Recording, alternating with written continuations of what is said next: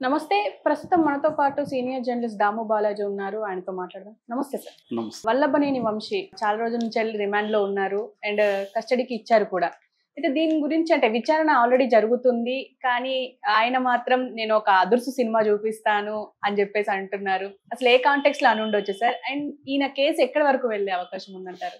వల్లభనేని వంశీ రోజుకొక ట్విస్ట్ చోటు చేసుకుంటుంది ఆయన కేసులో. ఆయన మామూలుగా అయితే ఆయన్ను SC, ST atrocities and kidnap ఈ కేసులో అరెస్ట్ చేశారు కృష్ణలంక పోలీసులు. ముదునూరి సత్యవర్ధన్ అనే తెలుగుదేశం ఆఫీసులో కంప్యూటర్ ఆపరేటర్గా పనిచేస్తున్న 24 ఏళ్ల కుర్రాన్ని కిడ్నాప్ చేశారు అనేది ఆయన మీద ప్రధాన అభియోగం. ఈ అబ్బాయి ఎస్సీ కాబట్టి ఎస్సీ ఎస్టీ అట్రాసిటీస్ యాక్ట్ కూడా పెట్టారు. యాక్చువల్గా వల్లభనేని వంశీ మీద దాదాపు 16 కేసులు ఆల్రెడీ ఉన్నాయి గతంలో. ఆయన ముఖ్యంగా మైన్స్, అక్కడ కృష్ణా జిల్లాలో మైన్స్లో అక్రమాలు దాదాపు 195 కోట్ల రూపాయలు విలువ చేసి అక్రమాలు చేశాడని, అట్లాగే కొంతమందిని ఏమార్చి భూ కబ్జాలు చేశారని, ఇలాగా రకరకాల కేసులు ఉన్నాయి. అందులో ప్రధానంగా మంగళగిరిలో తెలుగుదేశం ఆఫీస్ మీద దాడి జరిగింది. ఆ దాడికి సంబంధించి ఈయనే మొత్తం ప్లాన్ చేశాడు, ఈయన ఆధ్వర్యంలోనే దాడి జరిగిందని కేసు పెట్టారు. అందులో ఈయన్ని మొత్తం దాంట్లో 88 మంది మీద కేసు పెడితే ఈయన A71గా ఉన్నాడు దాంట్లో. అయితే దాంట్లో అరెస్ట్ చేయట్లేదు ఈయన్ని. అయితే ఈయన ఏం చేశాడు మధ్యలో, అంటే అకార్డింగ్ టు తెలుగుదేశం చెప్తున్నా, ఈయన ఏం చేశాడంటే ఈ సత్యవర్ధన్ అనే అబ్బాయి కేసు పెట్టాడు. తెలుగుదేశం ఆఫీస్లో ఈ అబ్బాయి పనిచేస్తున్నాడు కాబట్టి ఈ అబ్బాయి కంప్లైంట్ ఇచ్చినట్టుగా వాళ్ళు తెలుగుదేశం వాళ్ళు కంప్లైంట్ ఇప్పించారు సత్యవర్ధన్ దగ్గర. సత్యవర్ధన్ని కిడ్నాప్ చేసి వల్లభనేని వంశీ బెదిరించి డబ్బులు ఆశ చూపించి ఈ కంప్లైంట్ విత్డ్రా చేసుకునేట్టుగా చేశారు. సో వీళ్ళు హైదరాబాద్లో ఈ అబ్బాయి పనిచేస్తుంటే హైదరాబాద్లో కిడ్నాప్ చేసి వైజాగ్ తీసుకెళ్ళి వైజాగ్లో 3 రోజులు పెట్టుకొని ఉండి ఈ అబ్బాయిని కొట్టి కొంత డబ్బులు కూడా ఆఫర్ ఇచ్చి ఈ అబ్బాయి దగ్గర ఒక వీడియో కన్ఫెషన్ అనేది తీసుకున్నారు. ఆ వీడియోలో ఏంటంటే అసలు నేను ఎవరిని కూడా చూడలేదు, ఆ దాడి జరిగినప్పుడు నేను ఆఫీస్లో కూడా లేను, సాక్షి సంతకం పెట్టమంటే మాత్రమే నేను పెట్టాను, నాకు తెలియదు కంప్లైంట్ ఇచ్చినట్టుగా కూడా, నా పేరుతో కంప్లైంట్ ఉంది కాబట్టి నేను విత్డ్రా చేసుకుంటున్నానని వీడియోలో చెప్పాడు. తర్వాత కోర్టుకి వెళ్ళాడు, జస్టిస్ హిమబిందు ముందు వాంగ్మూలం కూడా ఇచ్చాడు. నన్ను ఎవరు బెదిరించట్లేదు, నేను వాలంటరీగానే వచ్చి విత్డ్రా చేసుకుంటున్నాను, ఎందుకంటే ఈ కేసు ఉండడం వల్ల నాకు అక్కడ ఉద్యోగంలో ఇబ్బందులు వస్తున్నాయి, అందుకని నేను విత్డ్రా చేసుకున్నానని చెప్పాడు. ఎప్పుడైతే ఇది జరిగిందో ఇమ్మీడియట్గా తెలుగుదేశం ప్రభుత్వం రంగంలోకి దిగింది, పోలీసులను పిలిపించి ఈ కేసు ఇతని మీద పెట్టేశారు. ఇతను కిడ్నాప్ చేశారని తన మీద కేసు పెట్టారు. దాంతోపాటు సత్యవర్ధన్ మీద కూడా అతను ప్రలోభాలకు లొంగి 5 లక్షల డబ్బులు తీసుకొని కేసు విత్డ్రా చేసుకున్నాడని కూడా అతని మీద కూడా కేసు పెట్టారు. ఇది నిజానికి పరస్పరం కాంట్రాడిక్టరీ కేసులు.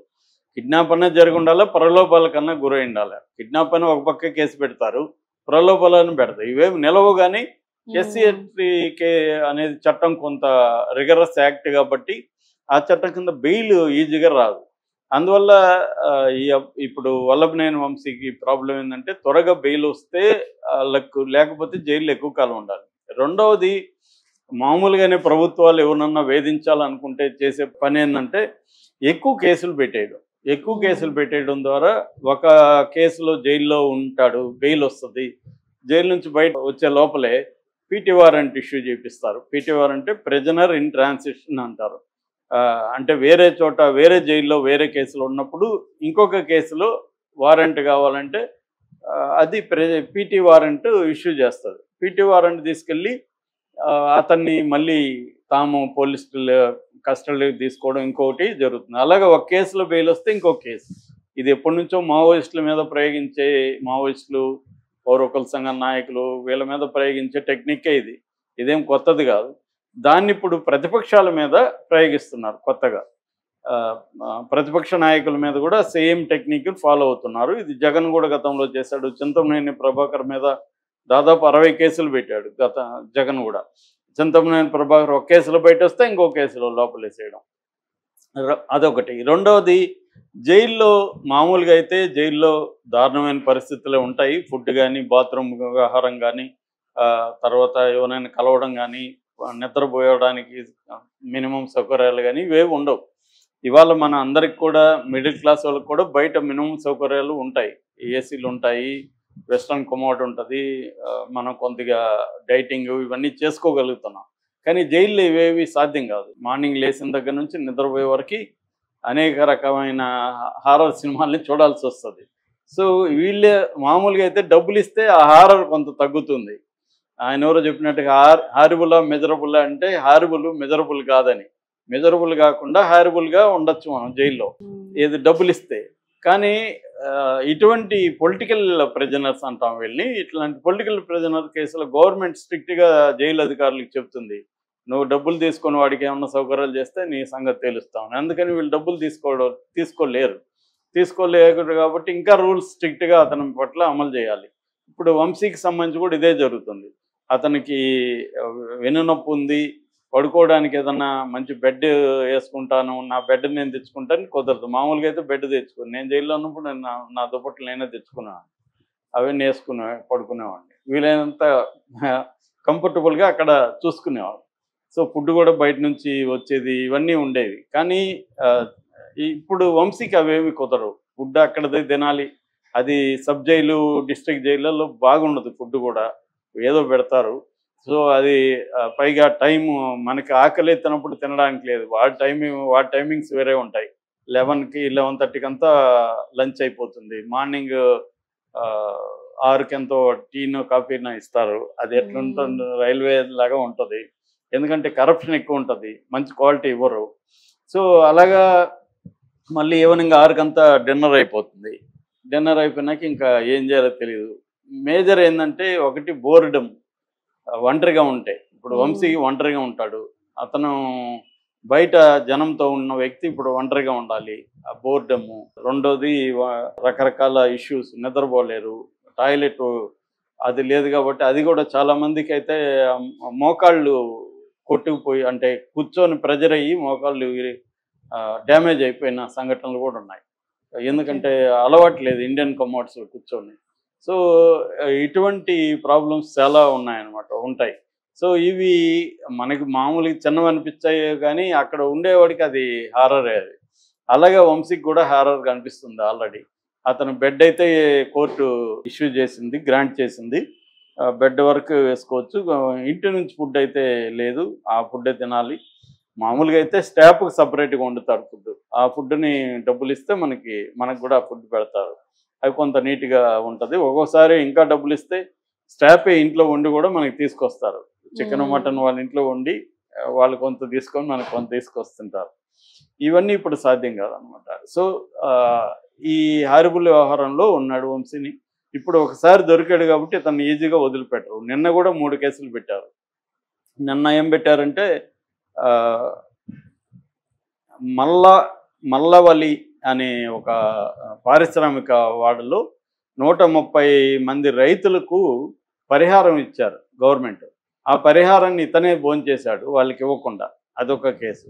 రెండోది తెల్లపురోల్లో శ్రీధర్ రెడ్డి అనే వ్యక్తికి ల్యాండ్ కబ్జా, అదొకటి పెట్టారు. ఇంకేదో కేసు పెట్టారు. మొత్తం 3 కేసులు ఇతని మీద నిన్న ఫ్రెష్గా పెట్టారు. ఆల్రెడీ 2 రోజులకు ముందు ఇతని మీద సిట్ వేశారు, స్పెషల్ ఇన్వెస్టిగేటివ్ టీం. సో ఇతన్ని ఈజీగా వదిలిపెట్టదలుచుకోలేదు. ఎందుకంటే అతను ఎంత ఘోరంగా భువనేశ్వర్ గారి గురించి, లోకేష్ పుట్టిక్ గురించి మాట్లాడాడో మనకు తెలుసు. దాని తర్వాత ఎప్పుడో ఎన్నికల ముందు సారీ చెప్పాడు. కానీ దానివల్ల చంద్రబాబు ఎప్పుడు ఏడ్చాడు, మొత్తం రగిలిపోయే పరిస్థితి ఉంది కేడర్ అంతా. అసలు ఎంతకాలం లేట్ చేశారు అన్నట్టుగానే ఉన్నారు కేడర్. కాబట్టి ఇప్పుడు కేసుల ద్వారా అతన్ని అరెస్ట్ చేయదలుచుకున్నారు. అయితే జగన్కి చంద్రబాబు తేడా నేను చాలాసార్లు చెప్తుంటా. చంద్రబాబుకి వ్యవస్థల మీద ఉన్న పట్టు జగన్కి లేదు. మామూలుగా ఇదే ప్లేస్లో జగన్ అధికారంలో ఉండి చంద్రబాబు జగన్ ప్లేస్లో ఉంటే ఇప్పటికి అతను బయటికి తీసుకొచ్చి రావడమో, లేదా ఏ రమేష్ హాస్పిటల్లో మంచిగా పెట్టడమో చేసి ఉండేవాడు. కానీ జగన్ అది చేయలేదంటే అతనికి ఆ నెట్వర్క్ లేదు. అది ఒక రోజులో వచ్చేది కాదు, అది లాంగ్ టర్మ్ విజన్ ఉండాలి. చంద్రబాబుకి ఆ లాంగ్ టర్మ్ విజన్ ఉంది. సో ఇంకొక 10 ఏళ్ల తర్వాత మా ఒక సుప్రీంకోర్టులో మన జడ్జి ఉండాలి, లేకపోతే ఒక సిబిఐ ఆఫీసులో మన ఆఫీసర్ ఉండాలి. ఈ ప్లానింగ్ ఆయనకి ముందు నుంచి ఉంది. రెండోది ఆయన ఎక్కడెక్కడ ఎవరిని దించాలి ఏంటి అవన్నీ తెలుసు అడ్వకేట్స్ని. ఇప్పుడు చూడండి, ఈ బెయిల్ కూడా ఆయన సిద్ధార్థ లోత్రాన్ని దించాడు చంద్రబాబు. నిజానికి వంశీ బెయిల్ అనేది ముందస్తు బెయిల్. అది కూడా బెయిల్ అనేది పెద్ద విషయం కాదు. అయినా గంట కోటి తీసుకునే సిద్ధార్థ లూథర్ను దించాడంటే చంద్రబాబు ఏ స్థాయిలో పట్టుందో మనకి అర్థమవుతుంది. సో అది జరిగింది. అయితే ఇప్పుడు ఇంకొక వార్త ఏమొస్తుందంటే ఇతను అదుర్సు సినిమా చూపిస్తున్నాడు అని రాస్తున్నారు. ఇది ఎవరు రాస్తున్నారు? తెలుగుదేశం మీడియా రాస్తుంది. అంటే గుర్తులేదు, మర్చిపోయా, తెలీదు అని అదుర్సులో ఎన్టీఆర్ డైలాగ్ ఉంటుంది. ఇంకొక ఇన్సిడెంటల్గా అదుర్స్కి సినిమాకి ఈయనే ప్రొడ్యూసరు, వంశీనే.